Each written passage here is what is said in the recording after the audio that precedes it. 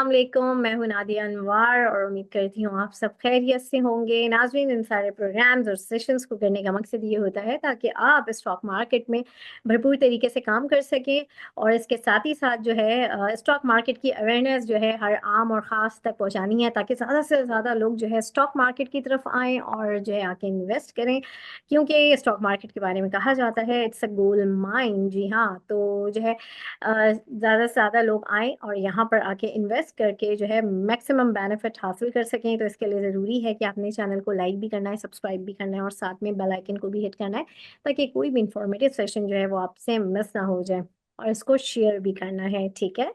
और जो है इसके साथ ही साथ जो है नाज़रीन, आज हमारा जो प्रोग्राम है, जो सेशन है, हम इसमें जानेंगे मार्केट को टेक्निकली, कल की मार्केट को यानी कि फ्राइडे मार्केट को हम जानेंगे कि टेक्निकली कि कल की मार्केट कैसी रहेगी और जो है कल की मार्केट के ट्रेंडिंग स्टॉक्स क्या होंगे। और ये जानने के लिए जो है हमारे साथ मौजूद हैं, जी हाँ, टॉप लाइन सिक्योरिटीज़ के हेड ऑफ कमोडिटीज़। जी हाँ, मैं बात कर रही हूँ मोहसिन हसन हाशमी साहब की। तो लेट्स वेलकम हिम। अस्सलाम वालेकुम सर। वालेकुम सलाम जी, कैसे हैं आप? ठीक से। अल्हम्दुलिल्लाह सर, मैं ठीक हूँ, आप कैसे हैं?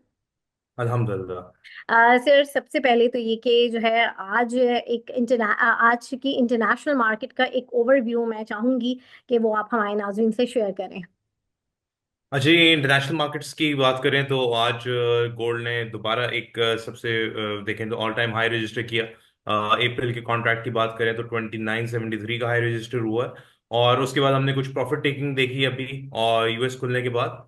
और प्राइसेस में जो है वो गोइंग फॉरवर्ड एक थोड़ा सा पुल बैक आना चाहिए। अपने एग्जॉशन पॉइंट के पास रैलीज आ चुकी हैं और बहुत ज़्यादा अब मेरे हिसाब से लिमिटेड अपसाइड है और थोड़ी करेक्शन की अब मार्केट के अंदर रूम है। सिमिलरली गोल्ड की तो हमने बात कर ली, सिल्वर के अंदर भी रूम है थोड़ी अराउंड अभी 33.6 के ऊपर प्राइसेस हैं, जो हमारे टारगेट से 34.1 से 34.5 के वो पॉसिबिलिटी है उनकी आने की।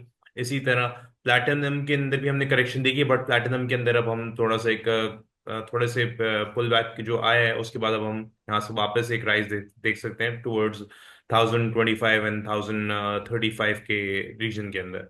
ऑयल की प्राइसेस में भी हमने जैसे कि हम बात कर रहे थे, जो उसका $72 का जो एक समझे न्यूट्रल एरिया था, वहां पर बॉटम आउट हुआ ऑयल अराउंड 70.5 के पास। और फिर ऑयल की प्राइसेस में हमने देखा कि अराउंड 72.5 के पास रिकवरी हुई है। अगर तो प्राइसेस स्टेबल रहती हैं इस रीजन के ऊपर तो मजीद हम ऑयल की प्राइसेस के अंदर एक बाउंस देख सकते हैं टुवर्ड्स $75 to $77 तक। तो ये है फिलहाल। और कल ग्लोबली सारे मैन्युफैक्चरिंग के नंबर्स हैं, तो उसका मार्केट के ऊपर काफी ज्यादा इम्पैक्ट रहेगा, तो वॉलेटिलिटी रहेगी मार्केट के अंदर। सही। और सर, आज की मार्केट के बारे में मैं जानूंगी कि जो है आज की मार्केट का क्या ओवरव्यू था पीएसएक्स की हवाले से, टेक्निकली आप हमें थोड़ा सा बताएं। और उसके साथ ही साथ जो है कल फ्राइडे की मार्केट को किस तरह से आप देख रहे हैं कल जो है, क्योंकि कल जो है आपने एक प्रिडिक्शन जो है आपकी ट्रेंडिंग टॉप्स में भी था सीमेंट सेक्टर, तो उसमें हमने आज एक रैली भी देखी। तो अब मुझे बताएं कि कल की मार्केट को किस तरीके से आप देख रहे हैं, उसके हवाले से भी बताएं और जो है उसके बाद हम बात करेंगे आपकी ट्रेंडिंग स्टॉक्स की। जी। देखिए, हमारी मार्केट की अगर बात करें तो मोमेंटम कंटिन्यू रहा, पॉजिटिव मोमेंटम। लेकिन जो एक चीज थोड़ा सा कंसर्निंग पॉइंट है, सीमेंट सेक्टर के अंदर भी हमने एक बहुत स्ट्रांग रैली देखी।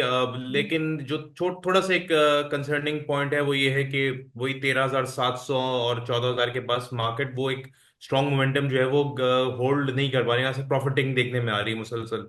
तो आज भी प्राइस जो है वो इंडेक्स हमारा गया 13,700 के ऊपर, इवन 14,000 तक, तो वहां पर फिर हमने प्रॉफिटिंग देखने में आई और प्राइस मार्केट इंडेक्स जो था हमारे अपने लोस के पास आके जो है वो क्लोज हुआ है। तो इन केस अगर थोड़ा सा अब यहाँ पर देखना होगा कि इंडेक्स को जो पिछले 2-3 दिन की मूव आई है स्ट्रॉन्ग, इंडेक्स अगर उसी को कंटिन्यू रखता है तो स्टेबिलिटी हमें चाहिए 14,000 और 13,700, 14,000 के ऊपर। तो फिर हम इसमें फर्दर जो है वो राइज, कंटिन्यूड राइज देखेंगे टुवर्ड्स 16,800, 17,200 की तरफ, और इवन नए हाइज।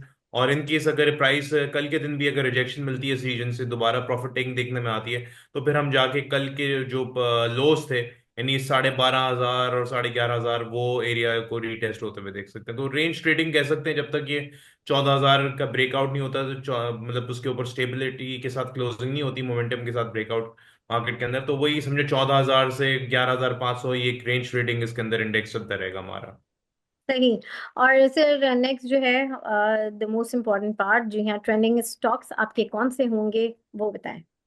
और देखिए ट्रेंडिंग स्टॉक्स के अंदर SNGP को मैं सबसे पहले रखूंगा। ओके। और SNGP हो गया, पेल हो गया, और फौजी सीमेंट हो गया। तो ये तीन है। इसको हम जरा चार्ट्स पे भी अब देख लेते हैं। अच्छा जी, SNGP से स्टार्ट करते हैं। अच्छा देखिए, SNGP की अगर हम यहाँ पर बात करें तो SNGP में काफी हमने देखा कि इसमें एंटिसिपेट किया जा रहा था कि प्राइस राइज होगी। अब SNGP अपनी की एरिया के पास सपोर्ट बिल्ड करने की कोशिश कर रहा है। इसका जो सपोर्ट जोन यहाँ पर मैं मार्क भी कर रहा हूँ, इसका सपोर्ट एरिया ये है, और तकरीबन अराउंड 85 87 के पास। और फिर नेक्स्ट जो उसका कह सकते हैं आप, जो एक एरिया है यहाँ पर, वो बन रहा है तकरीबन 77 से 81 के एरिया में। तो SNGP के अंदर फिलहाल जो भी जो सपोर्ट यहाँ पर लेके प्राइस उठी है, तो मेरे हिसाब से इसके अंदर रूम है थोड़ा सा। इसका ब्रेकआउट पॉइंट अगर हम देखें तो इस ट्रेंड लाइन को होल्ड करती रही है प्राइस। और ये बन रहा है तकरीबन 90.5, और तकरीबन 93, हम कह सकते हैं 93 94 टू बी एग्जैक्ट हम ले लेते हैं इसको। तो ये 94 का ब्रेकआउट जो है इसके अंदर पोटेंशियल देगा कि इसके जो टारगेट्स होंगे, इमीडिएट टारगेट्स, ये क्लस्टर ऑफ जो रेजिस्टेंस यहाँ पर बना हुआ है तकरीबन 104 रुपए के पास, ये इसको जाके ब्रेक करके और फिर ये टारगेट करेगा। सेकंड टारगेट इसका बनेगा अराउंड इसके जो रीसेंट टॉप था, ये हम इसको यहाँ पर रख सकते हैं। ये रीसेंट टॉप था इसका 115 का। तो ये दो टारगेट्स हैं। पहला टारगेट वन इसका तकरीबन 104 103 का एरिया है, और जो कि ब्रेक करके 114 को जाएगा। और उसके बाद जो एक्सटेंशन की अगर बात करें तो 130 135 यहाँ पर इसकी एक्सटेंशन जो है वो बनेगी। तो ओवरऑल जब तक समझे ये मोस्ट इंपॉर्टेंटली तो 85 का एरिया, और उसके बाद 77 और 85 जो है, ये इसका समझे एक तरह से सपोर्ट जोन है, या आप इसको बाइंग जोन्स भी कह सकते हैं। इन एरियाज पे आती है तो इसको क्यूमुलेट करना चाहिए। और जो 90 93.7 या 94 का जो ब्रेकआउट है वो बुलिश ब्रेकआउट कंसिडर किया जाएगा, जिसका टारगेट इमीडिएटली जो है वो 102 104 का एरिया है, और फिर जो 115 और फिर 135 तक की इसकी एक्सटेंशन जाएगी। तो ये इसके लिए जो है वो इसके इमीडिएट टारगेट्स होंगे। सही।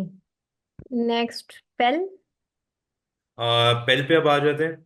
अच्छा जी देखिए, पेल के अंदर अ, जो अगर हमने इसको कल भी देखा था, देखिए इसके टारगेट्स मैं आपको बताता हूँ। यहाँ पर इसमें मैंने मार्क करके भी रखे हुए हैं। इसका जो सपोर्ट जोन बना हुआ है तकरीबन अराउंड 38 का है, और उसके बाद जो उसका जो एक बहुत स्ट्रॉन्ग सपोर्ट जोन नजर आ रहा है हमें तकरीबन 30 से 34 का एरिया है। तो पहला जो सपोर्ट जोन जो करंट है यहाँ पर अपनी बिल्ड करने की कोशिश कर रहा है तकरीबन 37 38 के पास।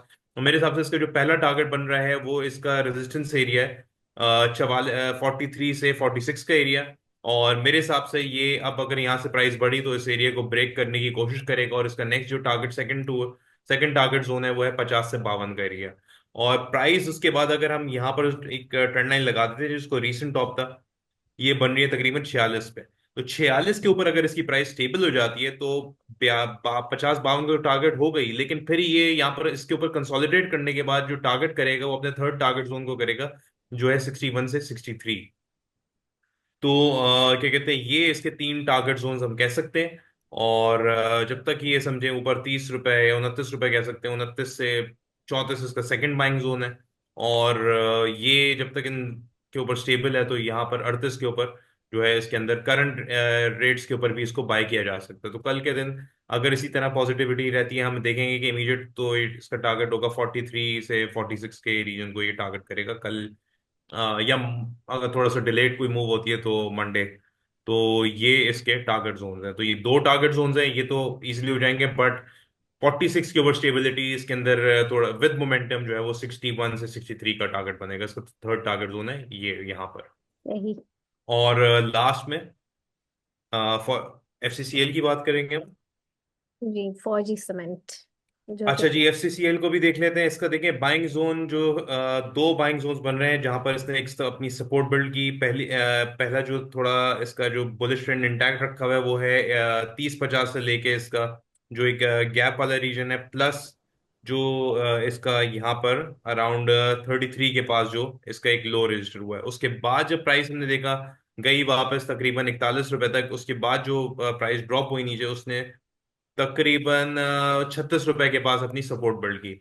और इसका जो ब्रेकआउट पॉइंट कह सकते हैं वो है, ब्रेकआउट पॉइंट इसका तकरीबन बन रहा है 41 के पास। तो अपने ब्रेकआउट तो दे चुका है ये। और इसके अंदर अगर हम पोटेंशियल देखें तो कम से कम इसका जो टारगेट बन रहा है 48 रुपए का है, पहला टारगेट अराउंड 48 का है। और उसके बाद जो नेक्स्ट टारगेट इसका बनेगा तकरीबन अराउंड 54 रुपीज का बनेगा। तो ये दो इसके टारगेट्स हैं। और प्राइस जब तक इस समझे 41 के ऊपर स्टेबल रहती है अब, तो इमीडिएटली तो ये समझे 48 एंड इसके 54 के टारगेट्स होंगे।